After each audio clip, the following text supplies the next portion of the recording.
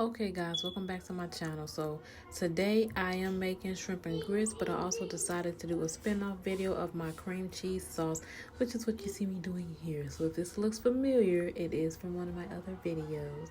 But I decided to branch off the cream cheese version because I got a lot of questions about it on my social media. So I decided to do a cream cheese sauce. Okay, so let's hop right into it. So what you're gonna need for your cream cheese sauce for any type of occasion, you can use this on pasta. I use it on my seafood french fries, which I will do a video of the next time I make for you guys, which were delicious. Or sometimes I use it on my pasta french fries. You use it as sauce for french fries. Or in this occasion I used it for shrimp and grits. Okay, so I've got a stick of butter that I'm going to let melt in my saucepan. Okay, you want to let that melt all the way down, and once it melts all the way down, turn your fire up just a tad bit so you can get that bubbling. And the reason why, because you want the heat nice and hot for you to put that flour in there, and you're going to mix that flour in there with your butter as it is cooking. And you're going to see me do that here in a second. There we go. Here's the flour, and I put 2 tablespoons of flour, but depending on how much butter you're using, you obviously may need more than that depending on how much you're making. Okay, so for the flour, if you're going to be making a bigger meal than this and you're using a bigger saucepan, maybe 4, or not even 4, I would say just bump it up to 3, because flour can get really thickened. If you've ever cooked with flour, you know that it can thicken up quickly. And as soon as you toss that flour in there, you want to start whisking right away. You want to whisk, whisk, whisk, whisk, whisk. Okay, because flour cooks very, very fast and it'll burn easily. If you've ever made a roux, then you know what I'm talking about. Okay, so you want to whisk that up in there. Whisk, whisk, whisk your little life away. Yes. And once that is done whisking, you want to turn your fire down just a little bit, because you're going to pour, turn your fire down a tad bit, but not too much, because you still want it to be bubbling. Okay, because the next step is, what you're going to do is you're going to throw some milk in here. Okay, you're going to throw some milk in here, and that's basically what's going to create the cheese, the sauce, the sauce mixture.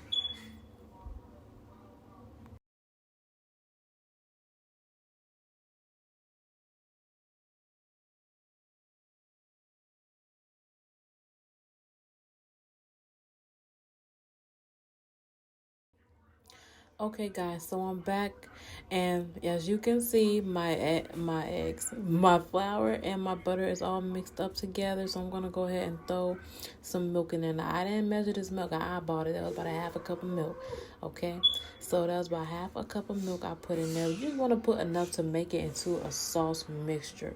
Okay, just enough to make it into a sauce mixture. I'm not gonna lie, ratios when you're cooking is definitely important, but because I've been cooking for so long, guys, and I just started this whole cooking channel thing, I'm sorry, I'm bad at giving you guys measurements. That's why I always tell you eyeball it, because if you want to be honest, listen to your instincts when it comes down to cooking.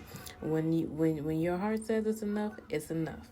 Okay, so I went ahead and threw about eyeball that 2 tablespoons of Worcester sauce, however you say it. And then I tossed in some sriracha. Now, I know y'all thinking, what? Listen, that sriracha is going to give it a flavor you ain't never had, okay?